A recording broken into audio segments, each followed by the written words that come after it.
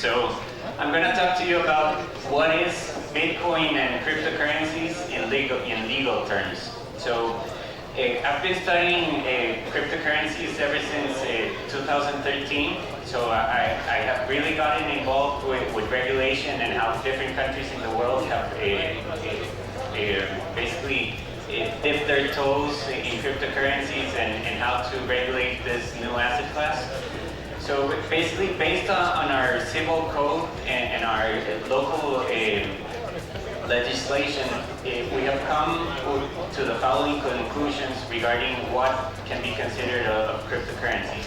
So basically, our civil code establishes that land and then anything that is permanently affixed to that land is considered immovable property. Everything else is considered to be movable property. So in that sense, we have that cryptocurrencies are actually movable property. The second category that is defined by our civil code is Bitcoins or cryptocurrencies fungible nature. Basically, a fungible asset is an asset that you can exchange for a lifetime asset. So in that sense, this is somewhat what has generated so much confusion regarding cryptocurrencies, because the fungible nature is basically the most prevalent element of currency or money. So that is one of the reasons that we have seen that there's so much confusion between cryptocurrencies and actual fiat currencies. Then again, calling it cryptocurrencies doesn't help, but I mean that's one of the faults. The third element that we have analyzed, and according to our civil code, we have basically a classification of material and immaterial assets. So material assets are basically, by exclusion, anything that is not a right or like a contractual right. So in that sense, we also have come to the conclusion that Bitcoin is a material asset. Now, you're probably going to think, can you actually touch Bitcoin? I mean, is this like a tangible asset? Well, I mean, it is in legal terms. But why am I talking about the definitions of what cryptocurrencies can be considered in legal terms? Well, it actually becomes very prevalent when you're trying to regulate something that you don't know what it is. So it's actually very important for us to come to this conclusion of what cryptocurrencies are and what they're not, so that we can begin talking about how you can regulate this asset class. So as I mentioned before, I started basically researching or came across this technology in 2013. Back then, I would say that we had it very easy. I mean, back then, the only regulation that existed regarding cryptocurrencies or how they had to be regulated had been established by FinCEN, which is basically the Financial Crimes Enforcement Network, which is a division of the Secretary of Treasury in the United States. That basically is the financial intelligence unit of the United States. So they basically established anti-money laundering and know your customer policies, and those were the only policies that were enacted in favor of Bitcoin, and specifically of Bitcoin exchanges, whereby Bitcoin exchanges had to register with FinCEN as a money services business, which is basically the equivalent of a remittance company, or to put it in layman terms, basically how Western Union or MoneyGram have to register with the United States in order to be legally allowed to transfer value between countries. So as of that moment, that was the only regulation that existed regarding cryptocurrencies. Back then, we also saw a huge spike in price. The price of Bitcoin, when I started researching it, was $800. It went all the way up to $1,300, which by our standards now would be disastrous, but that was the price then. So what we've seen is that the rise of the price of cryptocurrencies certainly leads towards more people adopting this technology, and the adoption eventually leads leads on to regulation being established either for the use or for the sale of these different cryptocurrencies. So along these years, we have analyzed different regulatory trends that are basically promoting the regulation of cryptocurrencies and this technology. Obviously, that changes around the years, and especially regarding how much interest has been established on cryptocurrencies, and unfortunately also on the spikes that we see in its price. But the regulatory tendencies that we have analyzed, and they're not given in any particular order, are basically the following. So the first regulatory tendency that we have analyzed is taxation of cryptocurrency transactions, either from a capital gains perspective of the gains that can be obtained from the purchase and sale of cryptocurrencies, or the taxation of actual transactions that are entered into with Bitcoin or other cryptocurrencies that will eventually lead governments and other regulatory institutions to establish some sort of regulation or determination of how to tax those transactions. The second regulatory tendency that we have analyzed is the intent that governments have to control basically anti-money laundering policies and know your customer policies and procedures that will basically enhance a government's interest in establishing regulation around cryptocurrencies and Bitcoin in an effort to bring this asset class into what has been deemed as the traditional financial system, so that the same authorities that are now overseeing the traditional financial system can actually have some oversight over this asset class and who's using it and for what purposes. The third regulatory tendency that we have analyzed, and this one actually became supremely prevalent after the ICO craze that we had in 2017, is actually investor protection and securities regulation. So a lot has been said in the US and actually across the world as to how an ICO can be classified as. So before the ICO boom of 2017, and as I told you before, I mean, we had this very lax or very easy regulatory approach to cryptocurrencies, which basically just revolved around the fact that you had to KYC your customers and you had to establish some anti-money laundering policies within your organization. Now, with the explosion of ICOs in 2017, this whole issue came about and was actually brought to regulators into what kind of regulations ICOs should establish or should register for themselves or for the benefit of their investors in order to actually be able to offer these tokens to the public. So in the US in particular, the SEC, which is the Securities and Exchange Commission, has taken a great interest in establishing regulation or enforcing policies that are actually directed at preventing ICO companies or companies that are issuing ICOs from doing what is considered to be a securities offering, but through these token offerings. So in this sense, a very old, from the 1940s, resolution from the Supreme Court has been used to basically assess if what you're doing through this ICO is a securities offering or not. This has been deemed as the Howey test, which is basically just a reference to the case name that led to this definition. So it's basically a criteria of 3 elements that need to be considered in order to know if what you're offering is actually or could actually be considered as a securities offering. And in that case, if what you're offering is in fact considered a securities offering, you should previously register your offer with the SEC so that you're validly allowed to sell that asset or to allow people to invest in your project.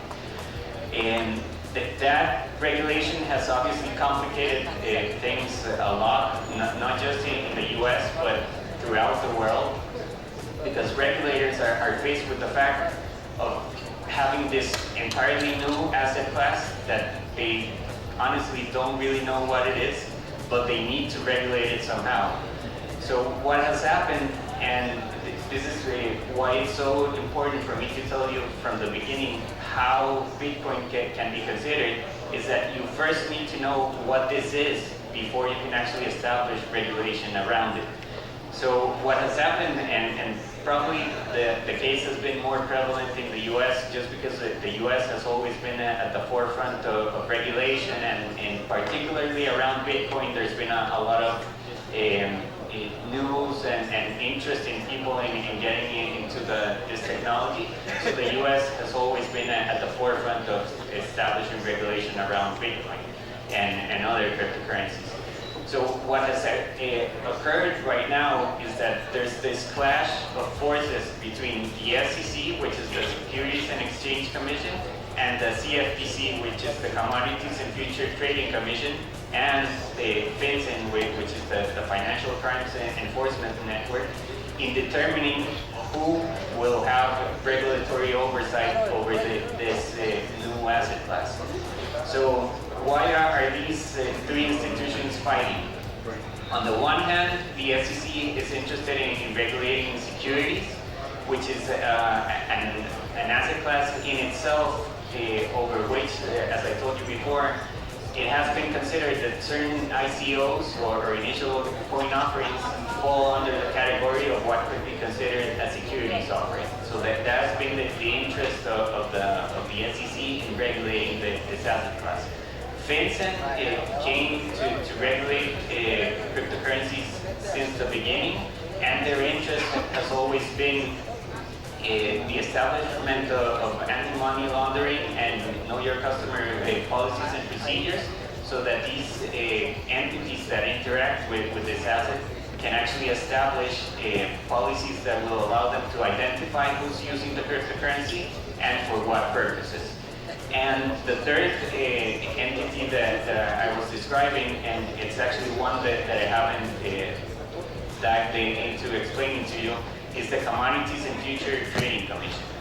Now, there's a big differentiation between securities and commodities. So to put it in very simple terms, I mean, anything that is not a security necessarily needs to be a commodity. So in that sense, we have two institutions, the SEC and the CFTC, that are basically clashing over who should regulate this asset class, because one claims that it's a security and the other claims that it's a commodity. In this sense, and maybe going back to my initial comment, that's why it's so important for us to determine what Bitcoin is, at least in legal terms, so that we can determine if in fact it can be considered a security or if it can be considered a commodity. Since 2014, we had presented to the securities regulator here in Costa Rica a consultation basically asking for their opinion or their determination as to whether or not Bitcoin at the time, we didn't have ICOs back then, could be considered a security or not.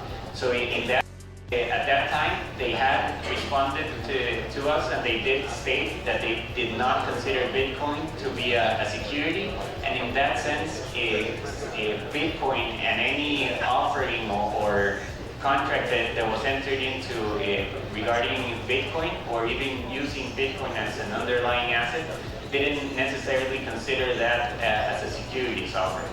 That obviously was very positive, because it basically resolved the issue of whether or not Bitcoin had to be considered a security or not, and at least for the purpose of our Costa Rican legislation. We had also, at that time in 2014, presented this opinion letter to the central bank, or actually the SUGEF, which is our financial regulator, asking their position towards Bitcoin. I mean, was it considered a currency or not? As most of you probably know, no country in the world has considered Bitcoin as a currency or as a legal tender, or as a lot of you like to call it fiat currency. So we expected the same response from the financial regulator in Costa Rica. At that time, we didn't get it, but in 2017, the central bank came out with their official position regarding Bitcoin.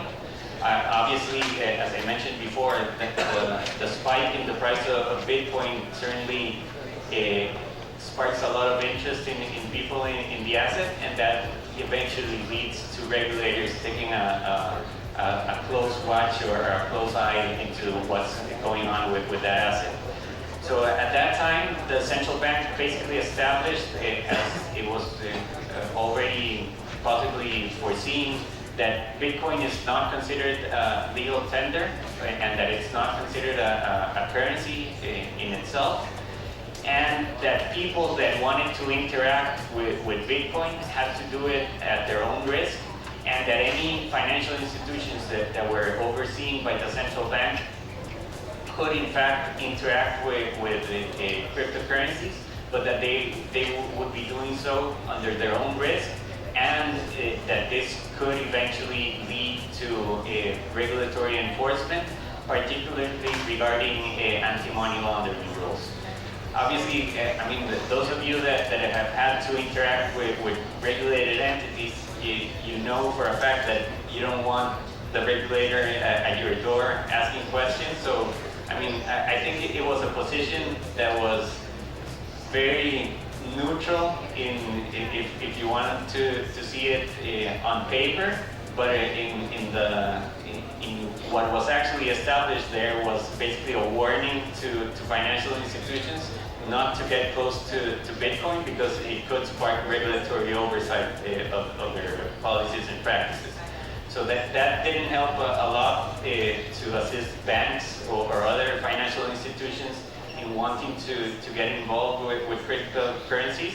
And actually, I mean, to this date, it's practically impossible for anyone in Costa Rica to open a bank account if they're interacting with Bitcoin.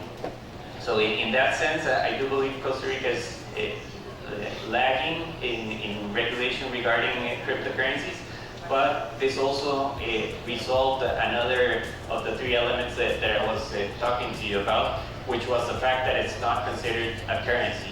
So that only leads us to the conclusion that Bitcoin can only be considered a commodity as per the regulations of Costa Rica and how we view those assets. In that sense, and given that cryptocurrencies are considered a commodity, then in Costa Rica, if you wanted to establish a regulatory framework around cryptocurrency trading, you would do so by basically through a commodities exchange that can be legally created in Costa Rica that would allow for the exchange of those commodities. That has actually, it's been a project that I have been assisting one of my clients in. So they created this digital asset commodity exchange in Costa Rica that will actually provide an SRO perspective, which is basically a self-regulated organization perspective that can establish its own regulations and policies and issue different licenses to either cryptocurrency exchanges or companies that are planning to issue ICOs, or even payment processors that use cryptocurrencies along their infrastructure, to have a regulatory oversight and a license that is validly issued in order for them to conduct their businesses. And going back to regulation in other jurisdictions, and as I have stated before, I would say probably 80% of the countries that have had the regulatory oversight over cryptocurrencies have already established some sort of taxation over either the capital gains that are generated by the trading of cryptocurrencies, or the transactions that are executed in that currency.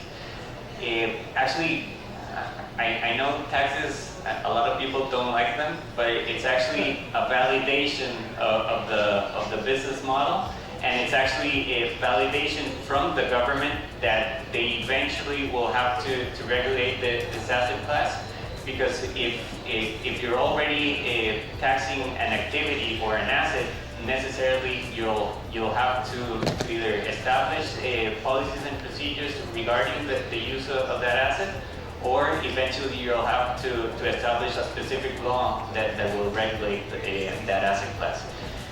Going back to the matter of cryptocurrency specific laws, the countries that we have analyzed that have been at the forefront of establishing cryptocurrency specific laws have actually been offshore financial centers.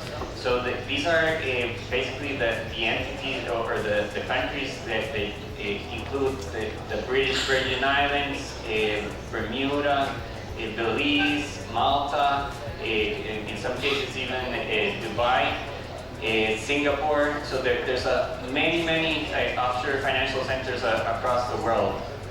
These offshore financial centers have had a lot of pressure, especially from developed countries, particularly the US and the European Union, to basically pressure them into not allowing what has been considered aggressive tax planning practices, which are basically the possibility that you as a company have to establish these special purpose vehicles that will have a sub-standard or even zero tax or income tax that can be assessed over the activities that you engage in through those jurisdictions.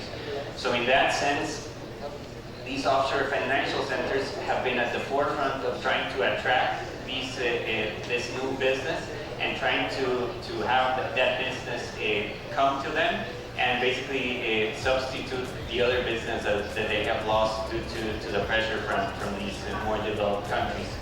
In that sense, Bermuda has actually established some very interesting regulation, as has Malta, except that these countries, unfortunately, have always been either gray listed or blacklisted by the developed countries. So that makes it more difficult to interact with those jurisdictions if you're in the US or in the European Union. What we have tried to do in Costa Rica is basically create a regulatory framework that does not come from the government, because the government honestly hasn't cared much to establish anything regarding cryptocurrencies. But what we have tried to do is create this self-regulatory organization that will establish the most advanced regulations in the cryptocurrency industry, and will be allowed to issue these licenses that other companies and countries can obtain in order to validly and legally interact with cryptocurrencies. And finally, one of the aspects that needs to be considered around the cryptocurrencies is, it's basically the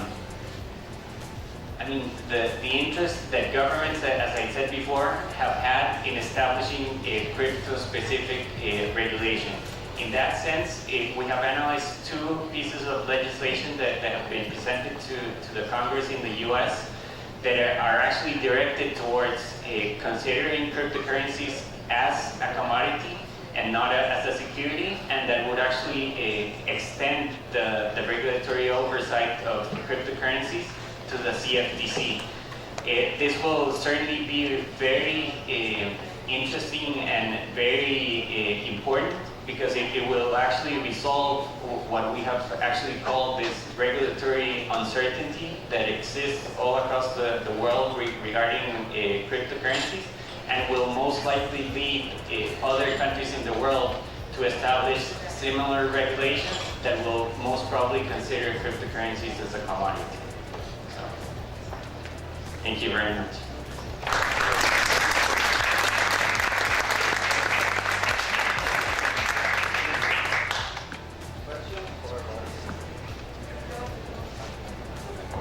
Bueno, alguien por ahí.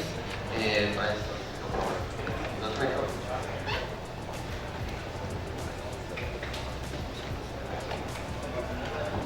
Good afternoon. Thank you so much for the speech. I am a lawyer too, and I just wanted to make two questions.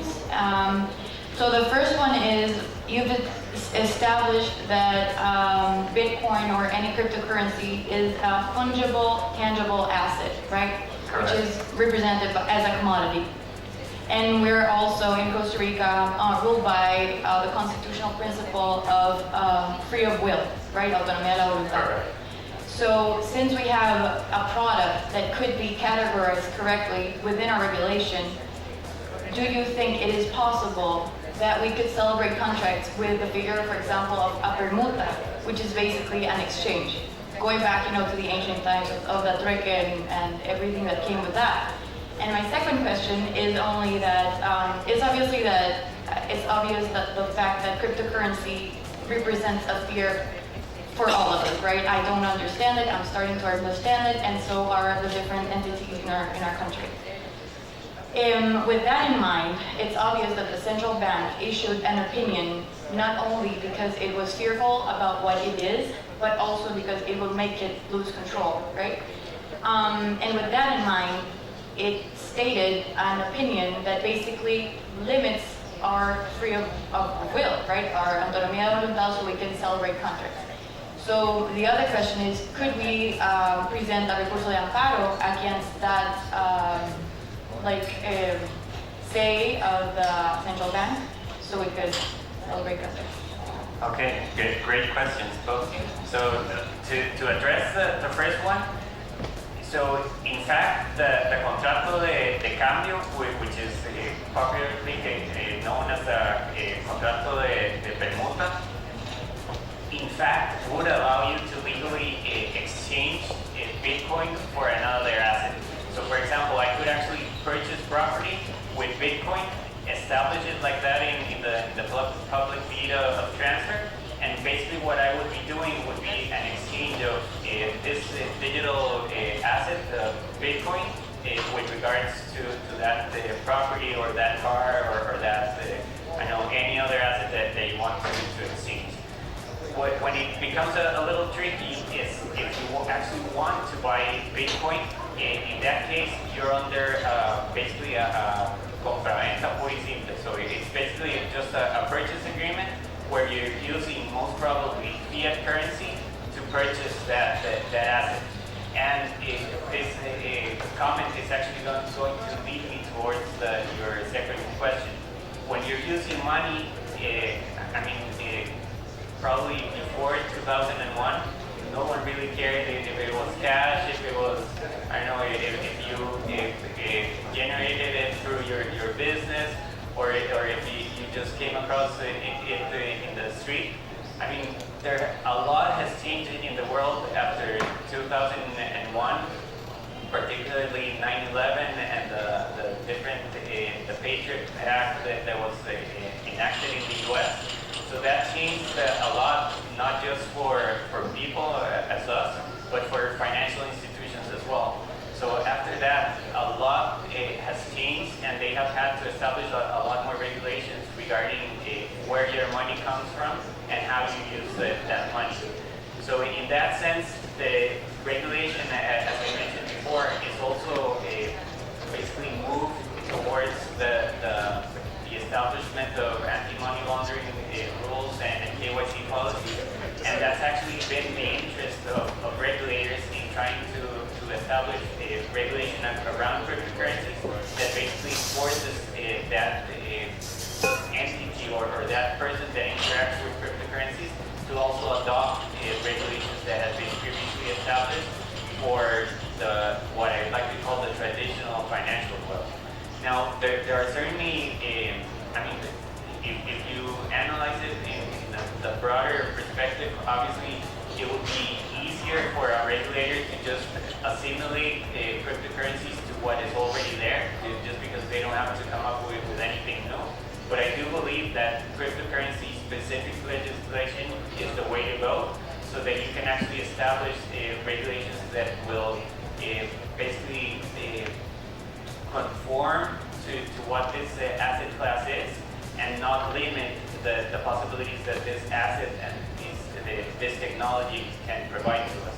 And finally, to address your question regarding the central bank's position, as I mentioned, it was neutral in the sense that, in theory, I mean, without reading between the lines, you couldn't really figure out if they're saying that you shouldn't interact with those asset classes.